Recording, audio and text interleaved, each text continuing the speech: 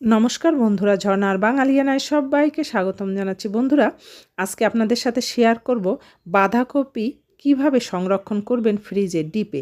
বন্ধুরা, আমি একটা বাঁধাকপি নিয়েছি, আমি এই একটা দিয়ে আজকে আপনাদের সংরক্ষণ করে দেখাবো। আপনারা চাইলে, আপনাদের যাদের ডিপ ফ্রিজ আলাদা আছে তারা চাইলে ইচ্ছে মতো কিন্তু রেখে দিতে পারবেন। আমি ভালো করে কুচায়ে নিয়েছি।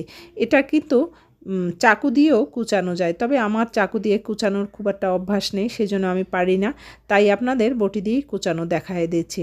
আর এই বাঁধাকপি আপনি সিজনে যেরকম স্বাদ খাবেন ঠিক সেরকম স্বাদই কিন্তু আপনাদের বর্ষার দিনে যখন বের করে খাবেন তখনও কিন্তু ভাল লাগবে। আসলে একঘেয়েমি তরকারি খেতে খেতে কিন্তু ভাল লাগে না, তখন একটু নতুন তরকারি খেলে কিন্তু খারাপ হয় না।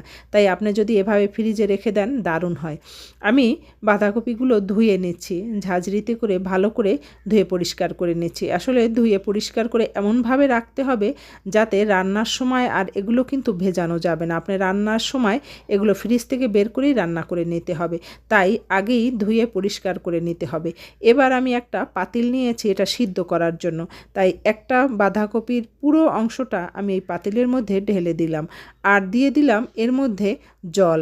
আপনি গরম জল দিতে পারলে কিন্তু ভালো হয়। আমি যেহেতু গরম জল দিয়েছি, গরম জল দিলে দ্রুত এটা ফুটে ওঠে।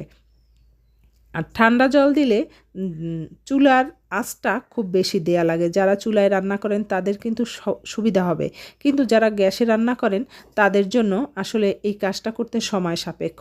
সেই জন্য গরম জল দিয়ে নেবেন, তাড়াতাড়ি হয়ে যাবে।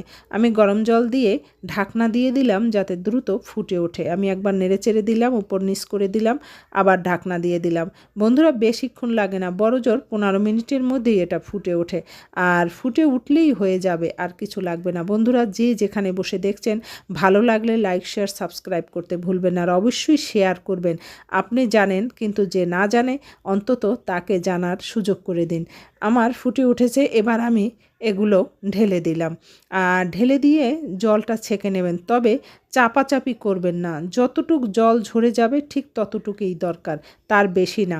এবার আমি রেখে দিলাম। বন্ধুরা, আমার এই কফির কালারটা কিন্তু অন্যরকম দেখায় আমার থাই গ্লাসের জন্য, রোদ পড়েছে জালনায় সেই জন্য।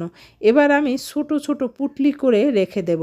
এভাবে ছোট ছোট পুটলি করে রেখে দেবেন। আপনার যতটুক লাগবে খাওয়ার জন্য ঠিক ততটুক পুটলি করলে ভালো হয়, তাহলে আপনার আর বেশি কম বের করতে হবে না। আপনি যতটুক বের করবেন অতটুক বের করেই খেতে পারবেন। আর এটা কিন্তু আপনি রান্না করলেও কিন্তু একই রকম, একই স্বাদ গন্ধ সব একই রকম থাকবে, আসলে একটুকু নষ্ট হবে না। আমি এবার দেখেন সুন্দর করে চেপে চেপে পলিথিনে করে রাখার সুবিধা হচ্ছে আপনার জায়গা কম নষ্ট হবে। আমি আরও একটা পলিথিনে 2 ভাগ করে রাখলাম, একটায় কম রাখলাম আর একটায় বেশি করে রাখলাম।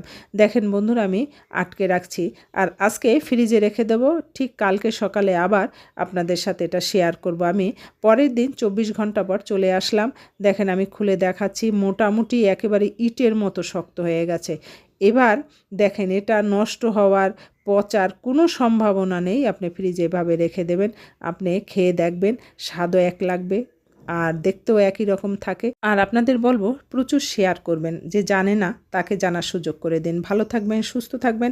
আবার নতুন একটা রেসিপি নিয়ে আপনাদের সামনে হাজির হব। ধন্যবাদ সবাইকে, যে যেখানে বসে দেখলেন।